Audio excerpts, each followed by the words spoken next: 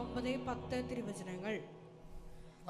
പഴയ മനുഷ്യനെ അവന്റെ ചെയ്തികളോടുകൂടെ നിഷ്കാസനം ചെയ്യുവിൻ.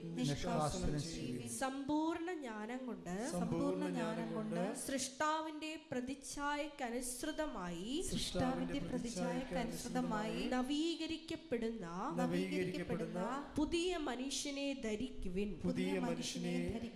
ഇതാണ് ഉടമ്പടിയുടെ ഒരു ലാസ്റ്റ് ചാപ്റ്റർ എന്ന് പറയുന്നത്. എന്താണ് ലാസ്റ്റ് ചാപ്റ്റർ? എന്താണത്?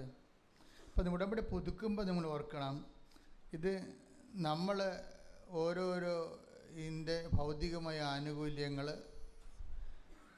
നമ്മുടെ ജീവിതത്തിൻ്റെ ആവശ്യം അനുസരിച്ച് കൊണ്ട് ദൈവദൈവത്തിന് പറയുന്നതിൽ തെറ്റൊന്നുമില്ല. കാര്യം ഈശോ പറഞ്ഞതാണ് ഇതൊക്കെ നിങ്ങൾക്ക് ആവശ്യമാണെന്ന്. ആവശ്യമില്ലാത്തതല്ല, ആവശ്യമാണ്.